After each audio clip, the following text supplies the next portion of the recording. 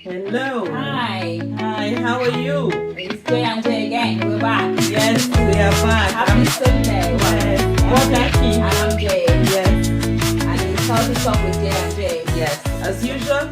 So we've been going through this series that those of you who've been following our page, you must have realized that we're going through an acronym that we think it is what to follow if you want to live a healthy life. Yes. So what did we start with, Jackie? We started with nutrition, yes. Exercise. Then we did exercise, and yes. then water. Yes. And then we had sunlight. Yes. And we had temperance. Yes. We had air, which was really fun. Very fun. Talking about air. And then also rest. Yes. Yes. And the last letter is T, which is trust. Trust. It's what we're going to talk about today. Yeah, we left it today because we think it's a big thing. It is a big thing. It's trust. a big thing talking about trust. Yeah. And when you think about it, trust is like, I don't know if I can say governs everything that we in do. our lives. Yeah. You know, you have trust in what you do. You have to trust the people around you. Yeah. You have to trust that what you're embarking to, your journey is going to be fruitful. Yeah. You have to trust. I don't know. Yeah, you have to trust in God as well. Yes. Trust in, you might not be a Christian, but trust in a supernatural power. Yes. Like, that you know that power, the universe, if that's how you want to call it, is looking after you. So to have that trust is so important for your stability and your health. So so that's what we're talking about today. Yes. So let us know what are your thoughts. You know, what we're going to share here today. Because we're talking about faith, we're talking about trust. Sometimes some people may feel offended, okay? If anything that we say in this video, you don't really agree with us, we'd like to hear from you, okay?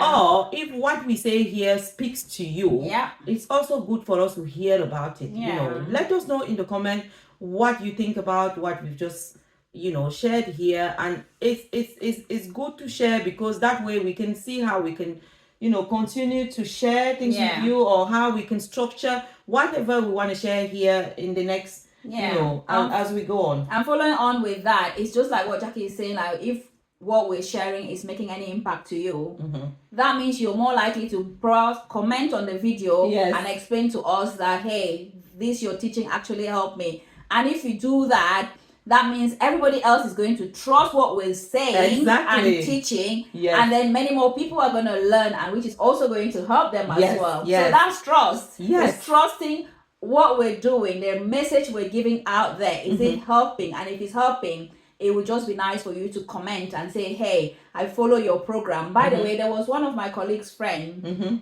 no husband, that said he was going to follow one of the things that we're doing. So I still need to get feedback from him to see what the outcome of it. So by that, giving that feedback or testimony, and then many more people are going to be able to follow our page, because they trust what we're giving, the information we're giving, because it's science-based.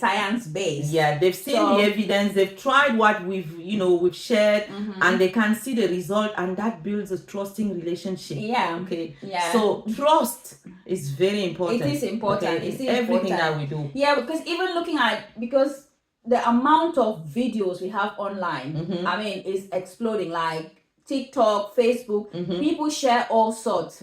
But we keep saying that every information that you're getting, are you trusting that source? Is the information right? Is it right information? Because all the information is out there, but some of them are not right information. They're not relevant, or they're dangerous information, or they're not evidence-based. So you don't really know if what they're telling you is proven, if it is right for you.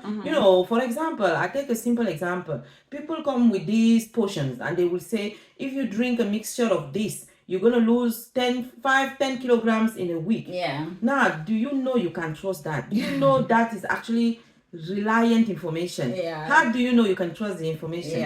Okay, so those kind of things, that kind of trust, you have trust in those kind of stuff, and then you have different, we can look at it in different angles. Looking at it, say, from a perspective of, say, a clinician and their patient. If you go and see your doctor, if you're able to build a trust, if your doctor is quite, very professional enough to build trust with you, the patient, you're more likely to be able to be relaxed and tell them properly your symptoms and tell them exactly, you're more likely to disclose everything to them because you trust that they're going to be able to help you get to the bottom of what you're suffering from, and without, your health outcome will be better. Yeah, because now you can trust in the treatment they're going to give you because you build a trusting relationship. Yeah. So you trust that everything they're going to recommend for you is actually what is best for you. Yeah. But if you don't have a trusting relationship with your doctor, with your clinician, you're more likely not to follow the advice they give you. Yeah. You're also more likely not to disclose the real issue to them because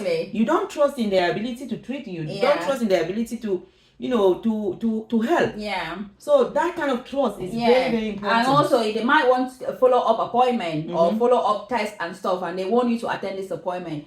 If that trust is not really built, you're more unlikely not to attend that appointment because you're like, I'm probably wasting my time because I don't trust that man. I don't know what they're doing. I don't think he knows what he's doing because a lot of people say that. They say that, a lot of people say that about their clinicians. Yeah. So it's about making sure that we, the healthcare professionals, the providers, we have that rapport with our patient. Yeah. We need them to be able to trust us. It's like me, for a nurse, for example, when I'm in hospital, I'm looking after patients. Sometimes my first contact with my patient matters a lot. Yes. Because when I get to them, I smile with them, I introduce myself to them, I explain to them the environment in which they are, just for them to give them confidence. It's a new environment for them. So they need to know, so they trust me because they see that I have their best interests at hand. And when that rapport is built, that patient, whatever you're treating them, you explain things so they will understand better. Yeah. But if you come with a very unprofessional relationship, some people are very patronizing to patients. They want to tell them it's your fault. If you're suffering from this, it's because you've been smoking for years. Blah, accusatory language. Yeah. You can't trust anybody who treats you like that. You can't. So we need to be like, maybe empathetic, develop empathy, show that we care, show that we want to hear them out, we want to know, listen to them, because at the bottom end of it is that this is the patient, is their life, their illness. They should be at the center of everything that we do. So if they feel that we, the clinicians, the healthcare professionals, are listening to them, and then that trust is there, and then they're more likely to heal better, they're more likely to follow, and it gives them also confidence in everything. And when a patient feels confident in your ability, it's like part of the illness is gone. Because when you're already believing that this person can treat me, it makes you produce certain hormones that are going to put you in a position where you're going to take in all the treatment. It's a little bit like cancer patients. Okay, a lot of cancer patients don't what's the word to use? They don't, I don't know the word. The treatment when you they don't take the treatment right. I don't know the word. The word is not coming, Jane. Yeah. Keep thinking. Oh, okay. That word is not coming. It's not coming. So, like last week, I had the same thing again. But fine. Don't say that word, Jane. I'm not saying it. Yeah, they're probably like quite private, maybe with their treatment, with what they're doing. Yeah, it's like when some cancer patients, they say to them they have to be positive. That's it. Yeah. If they are negative, if they don't believe that they can get treatment, if they don't believe that their illness can be cured, no matter what treatment they give them, it's very likely that the treatment is going to be unsuccessful. Yeah, because they don't trust. They don't trust in the treatment. They don't believe in it. They don't believe in it. But a lot of the cancer patients that heal successfully are usually those that believe that they are going to be treated. Are usually the ones that keep a positive mindset. They think that, yes, I've got cancer. Yes, it's not the end of the world. Yes, let's get on with it. And they're usually the one that, the treatment, they don't have a lot of side effects from their treatment. They sustain the treatment better than the other patients. So faith has a big role in it.